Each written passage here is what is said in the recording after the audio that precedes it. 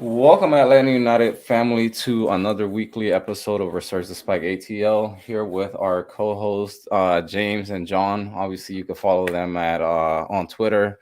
James is ATL UTD James. John, you can find him at Apartment 85. Eduardo, do you have a Twitter by any chance? I forgot to I, mention that. You do? yeah. Eddie ATL underscore 88. Cool, man. So obviously, Eduardo Segura Hernandez is our guest for today.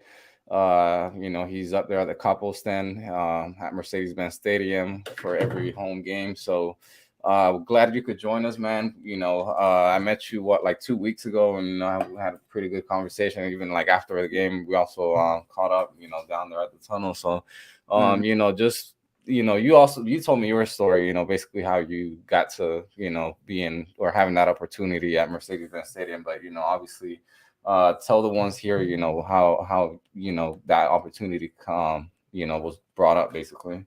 Okay. So basically, my first game at Bobby Dodd, I went in, I took my son, and I didn't know at the moment, but I was in the supporter section. But, I was at the very top. And when I was looking, all around, the whole stadium and everything, the whole atmosphere, I just focused on the guys that were right there on that stage. Those were the capos. I didn't know at the moment, but I saw, they're getting everybody pumped up, putting all that energy, and and it gets to the players too. They see that and they feel it too. So I was like, I want to be one of those. I want to be one of those. And later, I get in contact with some of the capos, and they tell me, yeah, if you're part of a supporter group and you have season ticket, you're a season ticket holder and you live, close by, you can attend the matches. I mean, you're welcome to, go to tryouts. So this at the beginning of the season, I went to my first, capo meeting with the drummers, and man, I learned a lot. I learned a lot, and the very first game, um, man, it was an amazing feeling. I got, most of the time you would think you would get, like nervous and your mind goes blank, like you don't know what you're gonna do at the moment, but it just like naturally came out. You know what I mean? Like you put in the energy, started doing the chants, and it just flew out smoothly. So I was like, yeah, this is where I'm from. This is where I'm gonna be at.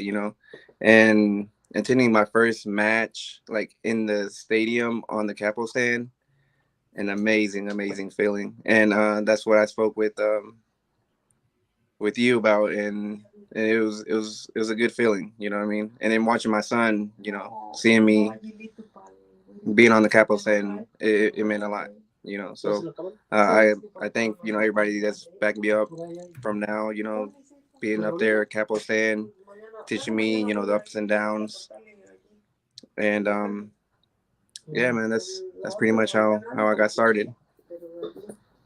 Yeah, so we have a comment here from Gabriel. He was actually here last week. Saludos a Edu, and a toda la Papu, banda. yeah. Uh, so, Eduardo, obviously, that feeling or that passion for soccer, has obviously came from somewhere. Where's that person that you think has, basically that been that, that person that you had looked up to, or in terms of, that passion that you have seen from a certain person that made you kind of like be like, yeah, I want to be like that, or I want that same energy.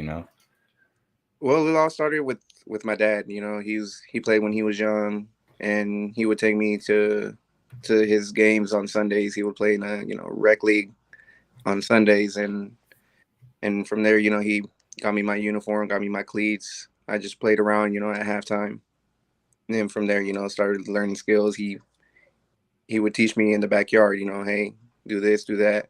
Then he finally signed me up, to play on a youth rec team, and then from there I just kept playing throughout.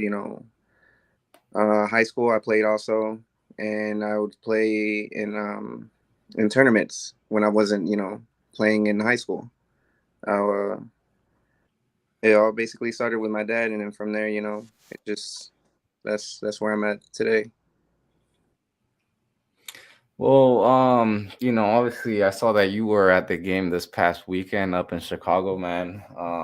A tough game, honestly, in terms of certain, scenarios where you thought you had control of the game, but the struggle continues, right, for Atlanta United, like in terms of the way, you know, the away results at home. Even lately we've seen some collapses, and it's starting to show like that big difference, in terms of, like, I mean, that's why we even, like, the header for today was like, Giakoumakis continues to, like, be that biggest threat, and he really has been, honestly. And I mean, not trying to downgrade what Almada did early on the season, and I mean, to a certain degree he still carries the offense, to a certain degree, but Mm. I mean, Giakoumakis is obviously the biggest game changer Atlanta United has, right in front of goal. So, I mean, I honestly, I mean, me and John were talking about this. I was kind of on and off with the game. I did see, obviously, like, the goals and everything. When Araujo got, the two yellow cards, and obviously ended up costing him suspension. So, I don't know. I just want to get your thoughts, Eduardo. Like, what you think was, the missing key for Atlanta this weekend. I think part of the missing key was like the the connection with the players, with one another. Like you would see pass, but it wouldn't go through. You would see, a player run, didn't give him a pass. It's just that connectivity between them. Um, it really shows a lot, Like a player can be the best he can, but if he doesn't have no one to play with, or someone to pass to and pass back and do that type of thing, it will be hard. James, John, what are your thoughts on your thoughts on just the overall game? Like, what, again, what was missing?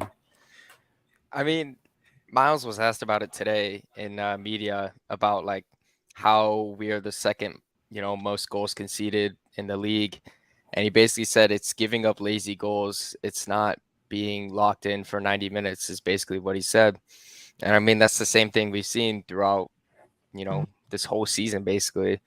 Those goals are ones where you scratch your head and you're like, what are these guys doing? And he said it, Miles said it earlier, it's like it's a full 90 minutes. We have to be there the whole time, and they just weren't there. And it cost that late goal, especially where it was just miscommunication everywhere, no one's marking, whatever. It was tough. Yeah, kind of what James was going on. Like we just can't focus completely, in the 90 minutes. Um, Something that is very common with Atlanta United, unfortunately. We finally have a threat up top like Gigi, but at the end of the day, defense wins games, and that's what we're not playing anymore. We've seen it time and time again. Pineda, there's so much debate about Pineda, and then there's so much debate about the team itself. We see where Pineda fails countless times, and then we see, him succeed countless times, which is weird. But again, it just comes back to not being consistent. So it's just we need to kill these games. And when we kill them, we can't just defend back. We want more. We want to go for more. And I think that's the focus that the guys should have. But unfortunately, with all the games that we've experienced where we go out there, we give it all, and then we just start lacking, and boom, that's when the goals start coming in. Then we start playing the blame game. So yes, I agree with James 100%. We're not focused. And it also comes down to, like, how to handle the moments, right? Because you're up a goal, being a man down still, and it's just, you just don't know how to control certain situations. And I think it obviously, it's, when it comes to, like, the who to blame, it's obviously coaching and the players themselves, right? I mean, you have to look at, the circumstances, or, think, all right, you're a man down, obviously, and then you just have to know how to manage it. You had what, I think, what a good 30 minutes with some or not. I don't remember, but I know it was quite a bit, Yeah, of time. What, like 30 minutes, right? somewhat. That And we conceded 2 with the man up. exactly. And that it comes down to like just obviously the focus, not, we've seen it at home, recently, obviously, and the way it's just atrocious. I mean, you can't really say nothing else when it comes down to like away results. I mean, you're still not getting wins, like in the particular manner that you would think that you would, because a lot of times Atlanta United comes in with a better lineup. Like on paper, you have a better lineup than a lot of these teams away, but you still struggle. You still don't know how to maintain the lead. You concede late goals or early goals, and then that changes everything. So I don't know, man. It seems like the players themselves too, like they just when they know that their backs are behind the wall in terms of like being a goal down, that's when they actually start, to like be a little more aggressive. And you don't, you need that right off the bat. You don't need it when you're a goal down, 2 goals Exactly. down, or a man down. Basically, Yep. there's certain things that have to happen right from the beginning of the game to the end of the game, and that's pressuring. Probably not so much the pressure, but like that mental ability to be able to just know how to handle the different faces of the game. That you haven't had that with Atlanta United in years, honestly. Yeah, I agree.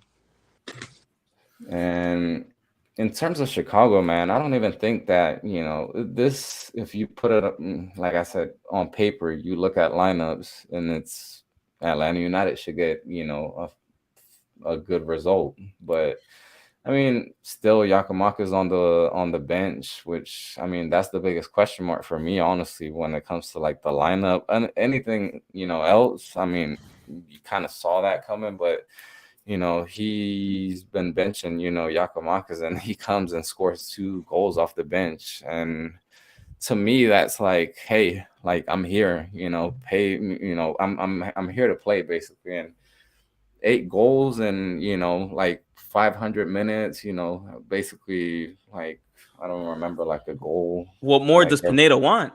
What more does he want at this point? yeah, Is my exactly. I question. mean, he scores off the bench. He scores, coming, obviously as a starter. I mean, but the thing is, obviously, there's gonna be a lot of things that are gonna change within the team, in the upcoming weeks with the summer transfer window. Obviously, we already know that Luis Araujo is leaving, so Oh yeah. that's that whether they add a DP spot this summer, obviously that's still up in the air. Then you still have the Amada situation. I don't know if you guys saw, but you had the coach Spalletti from Napoli, which is rumored that he's going to be leaving. So now the biggest rumor that they have is Marcelo Gallardo, ex River Plate coach. That he's the big name that's sounding for Napoli. And I think, man, if that happens, man, I think that if Almada ends up going to Napoli, that's only going to benefit him even more, because I think Gallardo is a guy that knows how to get the best out of players. I mean, we've seen that with River Plate, the guys that have literally came out of nothing to be world stars: Enzo Fernandez, Julian Alvarez, Montiel, like guys that literally are in the world in the first level of soccer, basically. So. Yeah, we Yeah. play South America. Go ahead, James. My bad. I mean, I was just going to give the training update. Pineda was asked about Giakoumakis today, and he said they're not sure if he's 90 minutes fit, and they're evaluating how he's responding to training this week. So, I mean, it was an answer with a lot of doubt, I feel like. So, Isn't that the same though with Sosa? I think I believe they said the same thing or something that's the same similar. thing. And I mean, I think he's definitely you could definitely start him and play 60, it's a rough one though. Yeah. We'll have to see. I'm still not sure if he'll start or not. I'm pretty like 50-50 with how that answer went. So Yeah. So obviously, for the ones that don't know, there's actually a couple of players that are going to be out. Obviously we mentioned that earlier. Luis Araujo, he's going to be suspended, but you also have Santi Sosa, who will be watched tomorrow if he'll be able to play or not. But Franco Ibarra suspension. You have a Mercedes because of a calf injury that he's going to be also missing. So I think, man, what you have Rossetto and who else? Alonso hasn't even been clear yet. So me and John were actually just talking about that too right before. Like Ozzy Alonso is a guy that you thought that he would be back honestly by around by this time the latest. But I think by what or at least by why I interpret is like you're not gonna really rely on him on the long run. I mean. I mean, I don't know. I don't know if it's just the medical team being or the training staff being like real careful with the injuries since the whole last season trauma and everything. I don't know. I mean, It's tragic to know what happened to Alonso because I mean, don't get me wrong, a crucial ligament injury is always tough on any player, especially him. He's up there in age, and I know he came in because I know Pineda has confidence in him because of Seattle Sounders. That's where they both came from. It's sad to see that Alonso being a big MLS name just going through this right now, and it gives doubt. Like this is the player that Pineda wanted in Atlanta in order to, I guess, be able to show his vision. But yeah, I mean, things haven't worked out for him in terms of Pineda and Alonso, more so Alonso, because he hasn't shown up since. I bet he has love for the club. Don't get me wrong, I seen it, but it's just sad again. We need a player like him, but again, age and then this type of injury is just gonna affect him more. And I have a feeling he's not even gonna get PT anymore. If he is, very little at best. so another big name obviously that was thrown into the lineup was Luis Abram. I mean, it was. I mean, I don't want to say it was questionable as well, but I mean, it's like he has gotten very little playing time, and I don't know. I mean, I just don't think also that he's a right fit for this club. I thought, being a guy that had plenty of experience, obviously abroad, that he was gonna come in and help, like right off the gate, basically. But that didn't happen. So you have a lot of guys in certain positions that are just I don't want to say taking up space, but they're just not producing to what they should be. And I mean, there's players in every position basically. Luis Abram, Barry, uh, obviously Rossetto, but I don't know, man. Obviously a lot of things can change in the next couple of weeks, obviously with the transfer windows. But for now, man, you just got to try to pick up, as more points as you can. The Eastern Conference is like really tight in terms of point right now. I think Orlando got like 19, I believe, and Atlanta United got like 23, and Orlando sit like 6th or 7th, I believe.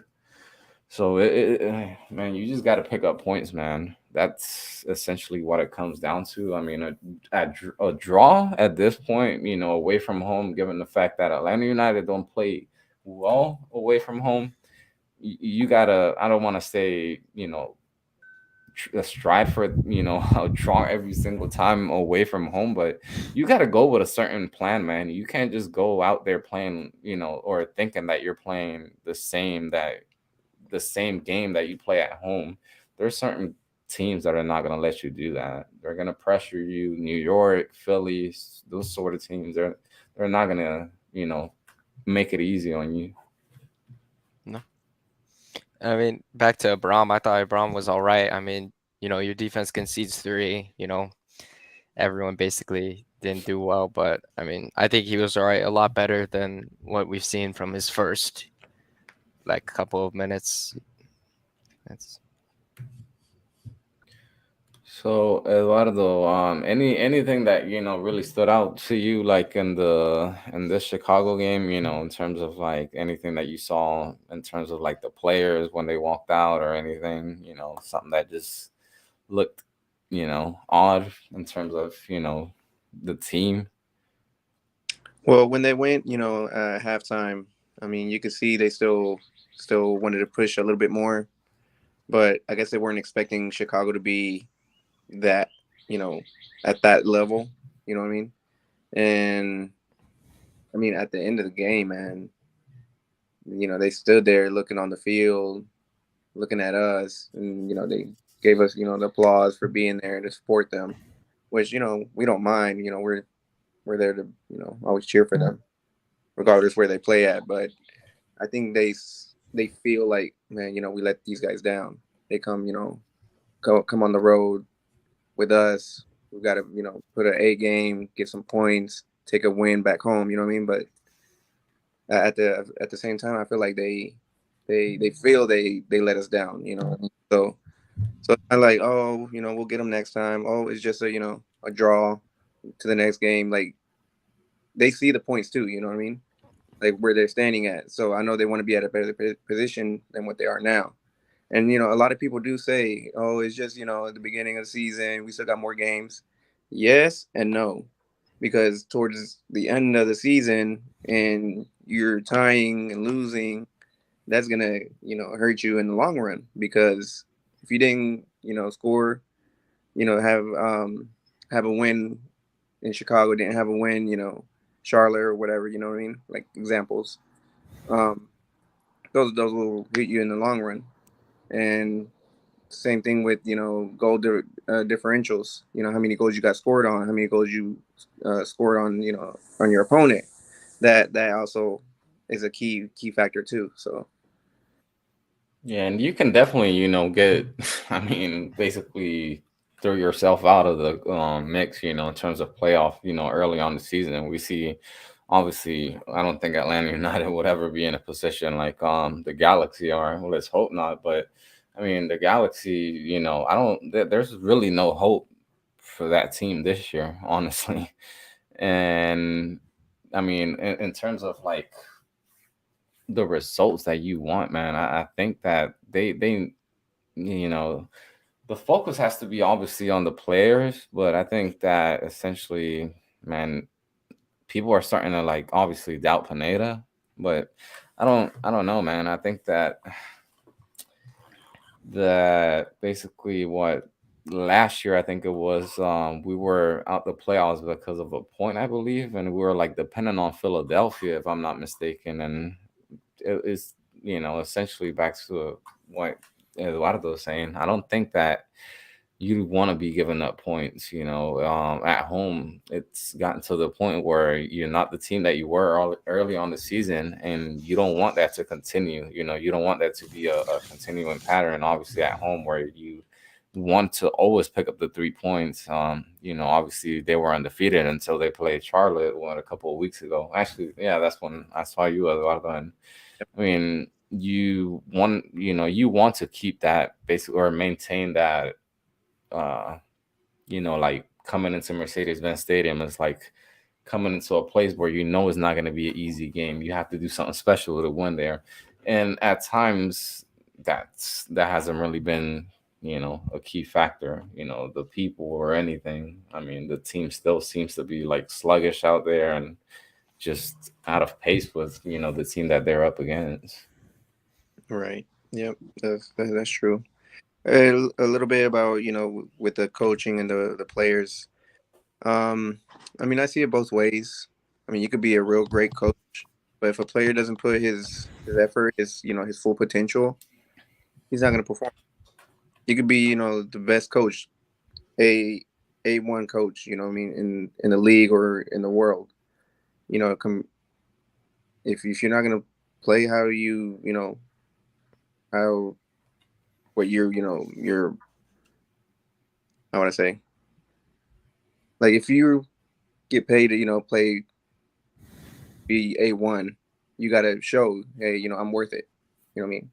Other teams, they're gonna see you how you play. Like, oh, okay, I see this guy has this. He can score goals. He could dribble. He can, you know, make good passes. He has assists. You know, he'll get a better offer when, you know, his time comes. But if they're not putting their effort, I mean, you're not gonna see that. You know what I mean? The team clubs, they're like, oh, this guy didn't do so good last season. Oh, this guy, you know, he's injured. What is he gonna do for us? You know, so that's all that started, you know, started building up towards the middle and the end of the season too. Yeah, and I mean, our whole theme with Gabby last week was that it's all mentality. It's all how you go out there. It's how you play. And I mean, it showed even more evidence. I mean, how it lacked, how it cost us. And, you just got to keep building that up. And, it starts from the top, goes all the way down. Correct. My thing is when will we have enough of that? That's what I'm saying. Like, when will we be tired of it? Completely tired of it, where we need a change, some type of change. That's the thing. We can't just keep going out, having one win, one loss, one tie, another loss. Like, we need to bring consistency back to us. I mean, I think we long so much for consistency like before, and I know all of you remember how it was before. We want to all go back to that. Of course, being realistic, we are facing countless teams on a weekly basis. So, it is going to be hard to beat these teams, on a consistent basis, but there just seems to be none at this moment, and we've been trying and trying for years, different coaches, different method, and it seems like the only method we love to play here is South American football. We just love bringing in the South Americans. They're the ones that give our team that spark. We're not relying on European legends. We're not relying, we're not a retirement team. We're a team that brings players up and explode them out to a different club, unfortunately. But we just need to bring consistency again. I know it comes back to all that, but I'm pretty sure everyone here is tired of the 3-3s, the 2-2s, in the last minute. So Yeah. It's tough to see that, though. I mean, we're not in the locker room. We only see the product. And, you never know when it can turn like that. It could be any week, any game where it clicks. It's rough. that's true. That's true. Yeah. Or something personal comes up in their lives, and they get Yeah. struck. That's So right. that affects them on the.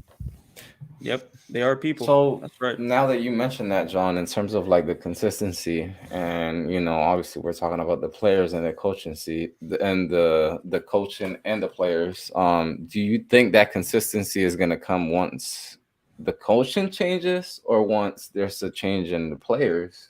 Like what's going to bring that consistency, basically? I've been waiting for you to say that to me, bro. Pineda out Oh, all day. All day, bro. I'm tired. You're tired. My Eduardo's dogs had tired. Nah, James yeah, I tired. don't know, man. We're Honestly, all tired.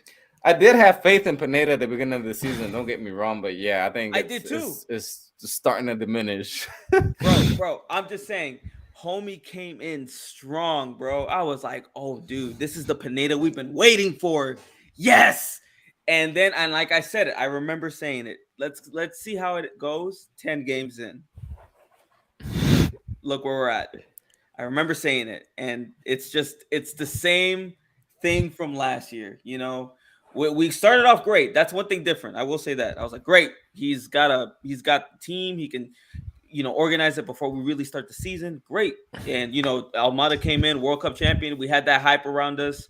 We got Gigi. It was a great time. But again, it just comes back to consistency, which Pineda does not bring. And go ahead, James.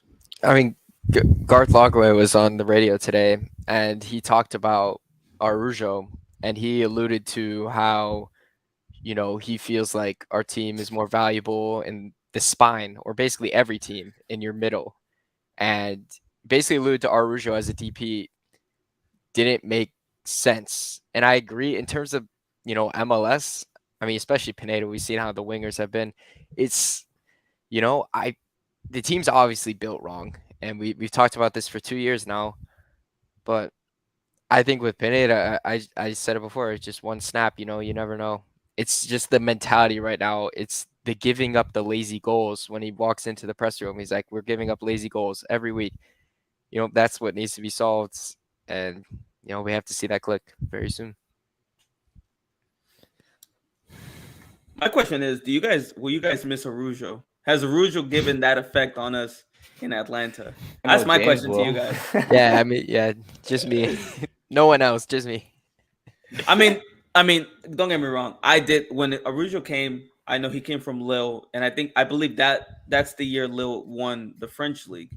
So you were expected to come in. I don't think he came in as a champion. He came in mid-season, so he came in good form. I remember him. He was just saucy, and he was great. But then his form just diminished throughout the years, and now he just looks like a regular MLS player. And this is a player that's coming from a top flight uh, league. One of the top five.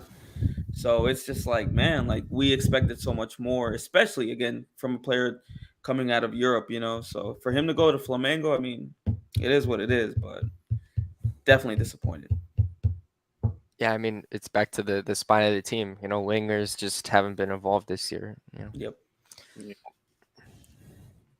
Yeah. So John and a lot of I think we had this question last week, but I mean, in terms of like that DP spot that we know for sure that's gonna be open, this summer transfer window with Araujo, who or what position would you take that DP spot for? DP spot. I would go with the winger. I agree. Same. I think, people want to 8, people want to center mid, but if you can get an electric player in the wing, no matter what, they could definitely kill it for you. At least one. At least one. Yeah. Yeah. And We you have need to get both. them involved. You have to get them involved. Getting a good winger and then giving the ball to Gigi or another, forward that's, with him. Man, what else could you ask for? Yeah. I think that's, I mean, obviously you mentioned Gigi, but obviously the winger situation and the backup forward, I think, are two big, concerns. Honestly, obviously you haven't really had a backup striker that has really been up to the standards as you would think. Obviously, you had Joseph Martinez as your starting striker for right from the beginning until last year, and now you have Giakoumakis. These guys have shown that they're able to back up goals. So now the big concern is like now whenever he gets injured or if he gets suspended, whatever the case may be, when whoever comes behind him has to at least bring something. I mean, and we haven't seen that from players, backup strikers like Giakoumakis. I mean, not Giakoumakis. I forgot his name. Just now. Barry. Adam John, Kubal Torres. I mean, these are guys that literally have not done anything to help out, and it's kind of concerning that that position is just not being looked at in terms of that if you have a DP striker, obviously it's a guy that's guaranteed quality, and if he goes down, you don't want to have a guy that's just not going to bring at least 50% of what that of the DP striker is bringing. So you got to kind of like balance things out in that aspect, I think, because you're left with Barry up top, and I mean there's just very little options of scoring when he's up there, so it just changes everything. Yeah.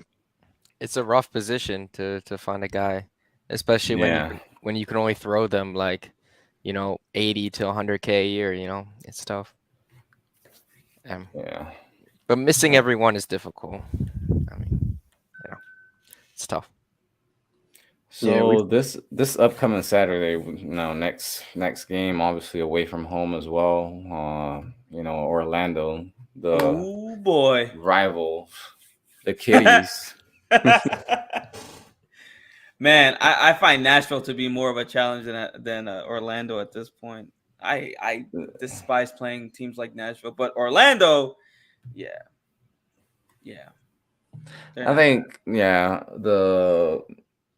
that rivalry. I mean, and that's the thing. I mean, I don't want to call a rivalry between Orlando and Atlanta because it hasn't really been there. And I mean, yeah, like you say, I think we've seen that more with Charlotte, more with Nashville.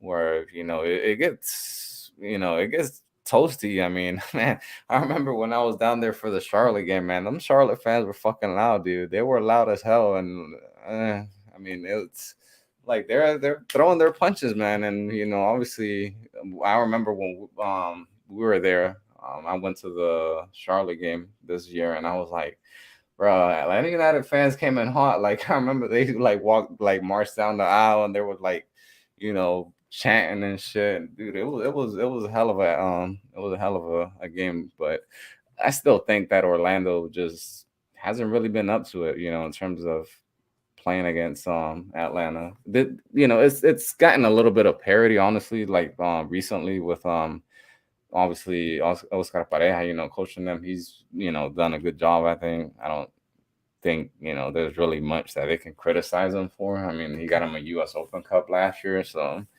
I don't know, man. I still think that it's gonna be a pretty even game. I don't think there's necessarily a favorite, quote unquote, for this game, but obviously you still want Atlanta United to pick up the 3 points, right? What's your prediction, bro? I don't know, man. I predicted a draw last week. I mean, and it was a draw.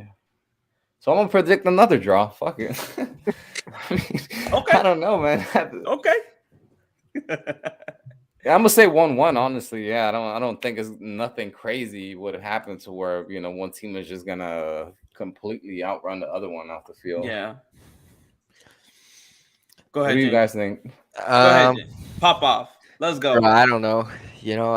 It's the same thing I said it last week. We need a random wheel spin for like how this is gonna go. I'll go back to last year's game in Orlando, 1-0, just like last year. But that is probably the worst prediction possible. But we're just gonna mix it up, for a team with the most goals scored and most conceded, basically, for a 1-0. That's rough, but I'm gonna back it. Okay, Eduardo. I'm gonna go with 2-0 Atlanta. Even better. Actually, I'm going with Eduardo. 2-0. That's what I was thinking too. Hopefully, I'm right. Hopefully, somebody sends me an Orlando jersey this time. Oh, by the way, Jorge, I don't know if he sent it or not. He told me he did. I haven't gotten my Charlotte jersey because the last time I predicted something, I got a jersey for it because I said Charlotte was gonna win and they did. So I got a nice free jersey. Yeah, man, I switched over. I'm gonna wear it next one. Nah, that would be too much. But yeah, I'm saying 2-0 Atlanta. I'm sorry, Orlando is there are kids, man. There are children. They come in here, daddy, mommy. That's Orlando to us. I'm just saying. You guys think Giakoumakis, carries on the striker legacy and bags one in Orlando? I think so, bro. It's just right. Think so. That's probably the best bet. Script, right? I truly. Yeah. And then even Gutman. I think Gutman's gonna get one too. Gutman loves scoring, man. He loves scoring. Yeah. He loves it, bro. I don't know what it is. Yeah. Mm-hmm. I'm gonna be, I don't know. I think if Giakoumakis ends up, getting that the start, I definitely see us picking up 3 points. But I don't know if the team's gonna, obviously be concentrated right off the bat, or obviously we've seen it where they give up early goals, and that changes the whole aspect of the game. And you don't want to be throwing Giakoumakis in there when you're 2 goals down or a goal down. I mean, that's not the right situation, right, for him. I mean, you just try to force things too much, and you try to obviously they know that, oppositions know that he's the target man in the area. So I think, man, it essentially comes down to who you have on the field. I kind of mentioned that as well, last week with Ibarra, ended up getting the start. I think that we were gonna have a good game. We didn't. Giakoumakis, I mean, I think he's in a good position, man, to put this team in a good position in the Eastern Conference, but they got to get him some help, honestly, man. This transfer window, you're obviously already got rid of Araujo. Thiago Almada's probably out. who knows, man? You might get rid of a couple other pieces, in the midfield or defense. Who knows? And you just got to get, guys that understand, how to play with a player, with a certain striker that, Giakoumakis is one of those players that he's different than Joseph, basically. I mean, you know that there's that difference. Joseph made those runs, and he was a different guy, in the early years. And Giakoumakis, he's a big dude, man, and he knows how to use his body in the area. And obviously, they got to know how to take advantage of like every little thing that they can get from him or out of him, basically. Yeah. I've been a fan of Gigi since he's come in, man. Like, I didn't know anything of him when when we announced him, but as soon as I saw that first game and when he came in, he just came in with that hunger. And from that day, I was like, this guy is definitely going to be something good for us.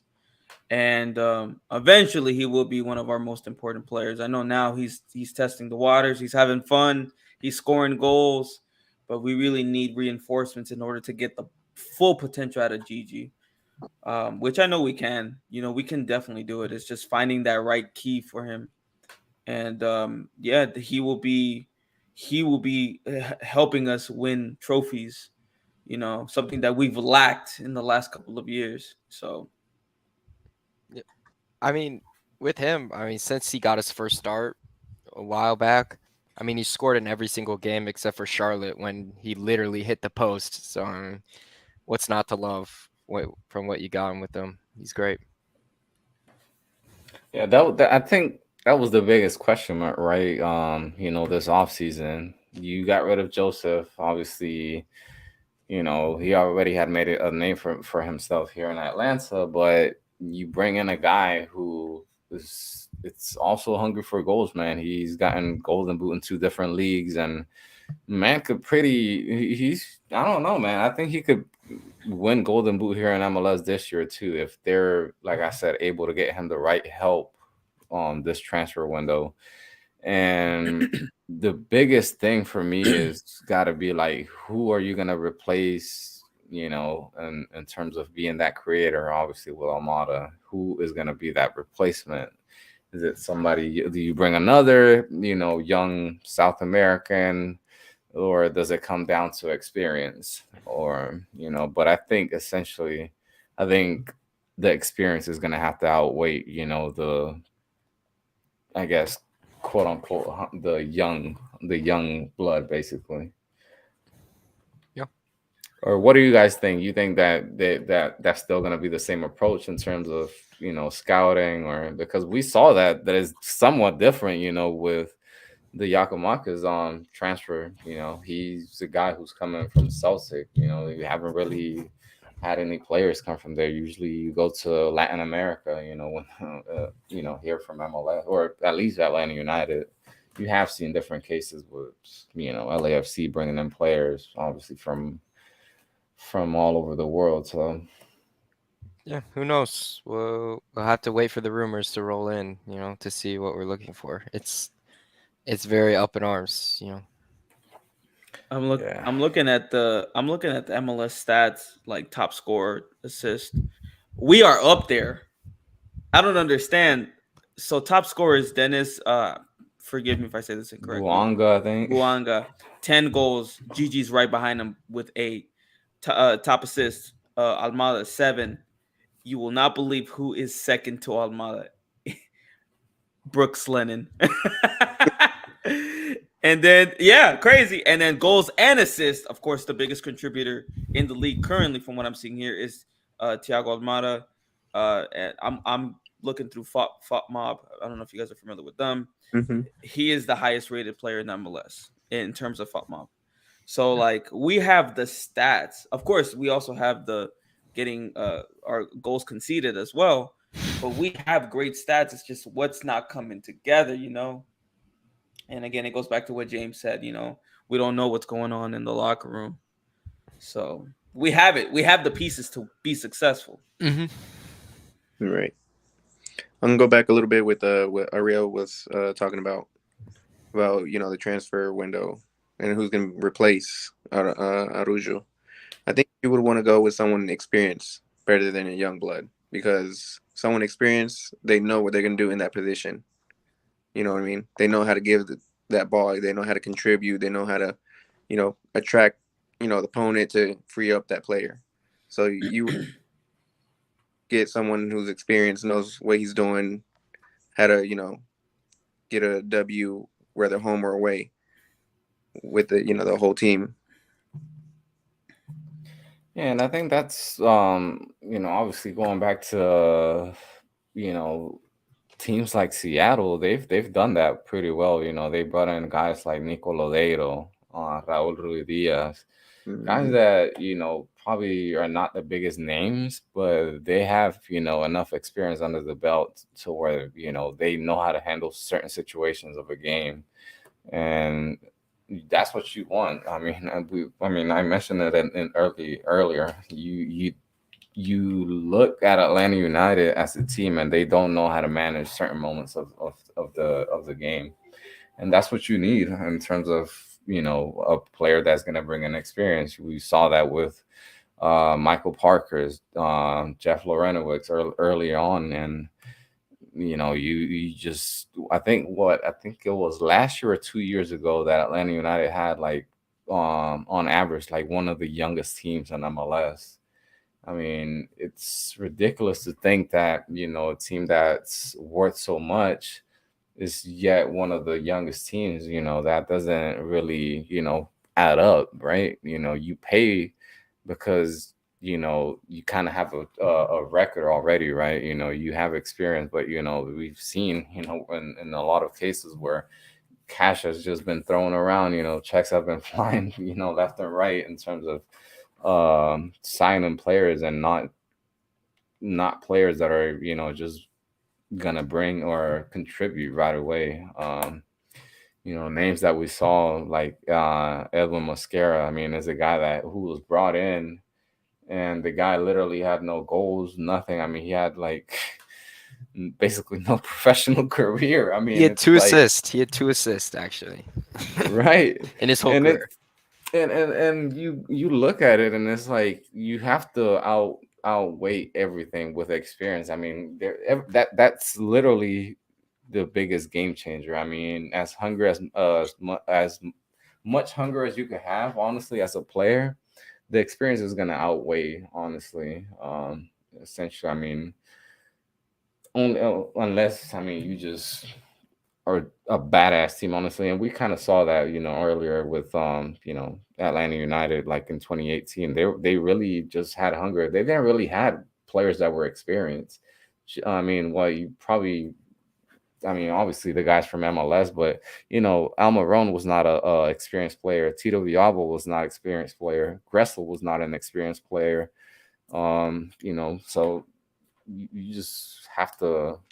I don't know. I think you have to kind of switch things around in that aspect, man.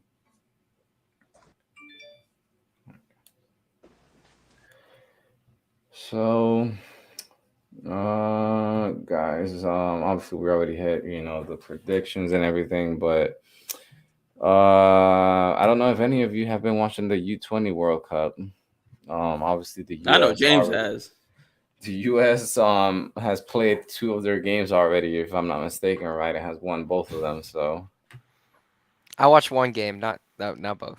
Oh, okay. I watched when Wiley scored at least. That's what mattered. But that's it. I've only watched one game. Uh, That's the confidence he needs right now. I know that we look at Wiley and he's a wild card, and he does bring in youth, speed, just tenacity, really. And I really hope him. I really wish him well in this World Cup. I hope the U.S. goes far, of course. Um, yeah, and hopefully he comes back with much more. Oh, saludos, raza.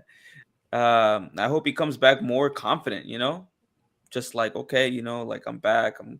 I had a nice World Cup. Let's get back into the season. We're fourth place. Let's get up in the charts. Let's stay in playoff position. Yeah, I like Caleb. He's his upgrade compared to last season. I wasn't a big fan of him last season, but this season I am. I definitely have become a Caleb Wiley fan. And we kind of saw that right with Barco. I think when he went to what I think it was the Olympics or what tournament Yeah. was it? Olympics, yeah.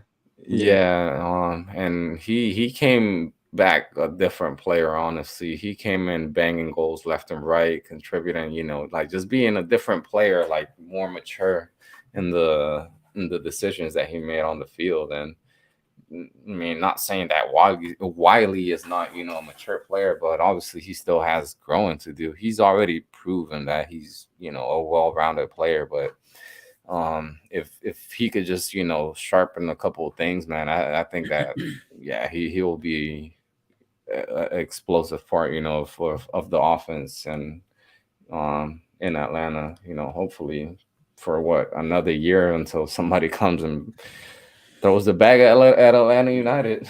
We'll see if Bayern Munich is that team. They'll pick him up like Alfonso Davies. We'll see. Not, but I mean, he has had 3 shots on target all year, and they've all gone in. So, he's been great. Stats. Yep. Yeah. Yeah. I mean, you guys think that Wiley's a player that has probably the biggest roof out of all the players that have gone out, with the exception of, the 2 biggest transfers out of Atlanta United, Almiron and Thiago Almada. You guys think that he's the guy that has the biggest roof or the biggest ceiling to hit? I mean, definitely out of the academy. I mean, George Bello hasn't done much since he's left, but I think Wiley, for the past couple of years was hyped up as the guy, that could be, U.S. men's national team's, best fullback in the coming years. He's a great talent. I think even with Miles, right? I think he's probably gotten a little bit more attention, or Miles has gotten not Miles, Wiley has gotten a little bit more of attention earlier on than Miles did. Obviously Miles is already Established. a starter in the national team, but I think that, man, Wiley, he could definitely be a generational talent if he gets the right help, in terms of the coaching that they get him, or the team that he goes to. In the long run, I think that they can definitely sharpen him up to be a real gem. For sure.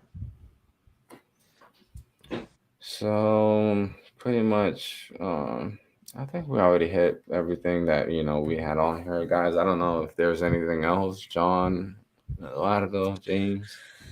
All good. Speed Orlando. Speed Orlando. That's it. That's the one. I think to add on, Joseph did warn us when he said, there's players on the team, they just put on the jersey just to put on a jersey. They don't, they don't have that, effort. They don't show anything. They're just there for a check and move on. You know what I mean? And so that's one thing that with the transfer window, you want to get someone who actually wants to dedicate, get wins, get trophies, but see his potential, on the field. So hopefully we'll get someone like that, not just someone who just wants to get a good pay, just put on a jersey, and then let me see where else I can go. It's true. So, he's been right so far, Joseph. I mean, I've seen it. Yeah. The legend, bro. Man really came back and almost scored a hat trick on us. Yeah. And celebrated. But, regardless, Yeah, we still got love for Joseph. It is. For Yeah, sure. I mean, you can't hate him. I mean, really, you can't, man. I tried to. After that, I was like, I hate him. I never. And then I was like, nah, it's over. I wouldn't mind Se me quitó. Maram, when he scored his 2 in Charlotte, he scored his 2. Man's like, I'm not gonna celebrate. My respects. I was like, yeah, that goes a long way. It really does. Yeah, Miro. Love Miro. Man, and speaking of Justin, bro, why? I think he was like one of those pieces, bro. Listen, actually, Justin Marin was I remember when the first time I actually went to Mercedes-Benz wasn't until 2019, And there was a game that Justin Merritt actually played for the first time, and he scored 2 goals. I think it was against Montreal. Yeah. Dude, I was like, this guy's a fucking monster, bro. Like, and then Mhm. he started like, just being a difference maker. Honestly, U.S. Open Cup, like he made a couple plays where he was crucial. I think it was against Orlando, matter of fact. And then, like I don't know, man. It's just so odd to me where you have key pieces in a team, or certain guys that just know their role, whether it's off the bench or as a starter, but they still, know how to contribute. And I think that that's the biggest thing that Atlanta United has kind of missed out on. Like at times they look for individual, talent, and other than, looking at players that are going to fit well, with the other pieces that they already have. So I don't know, man. I think it's really up in the air, now, obviously, with everything that's going to be going on in the next few weeks, what really happens or what changes, and how the team plays or anything. I don't know. There's just a lot of things in the air right now with Atlanta. But well, guys, we've pretty much hit the hour mark. So uh John, um you know my boy, you can follow him at apartment 85 on Twitter. James ATL UTD James, and Eduardo Eddie ATL underscore 88, I believe. Yep. So yeah, sorry, my vision's super bad, dude, and like my screen's like real little right now. But yeah, obviously, check these guys out on Twitter. Eduardo, man, I really appreciate, the time that you've given us, to just chat around today. And hopefully, man, I'll catch up with you at another tailgate sooner or later. So Yep, yep. Well, thank you guys for having me, man. It was a pleasure, and I want to give thanks to you guys for letting me come on board and give a little give a little thoughts of what I think, where we're heading, what we want to do, that type of thing. So yeah. it, I mean, obviously, it's just we don't want it to just be us, chatting here all the time. So that's why we always try to get different people, whether it's people or from commentary or just normal fans or whoever it is, man. We just try to get different voices out here. So that's essentially what it comes down to, man. But like I said, man, thank you. Man, if anything, man, we'll try to have you on here some other time. James, John, obviously thank you to both of you as well, for coming on as well. But yeah, guys, we'll go ahead and end this thing.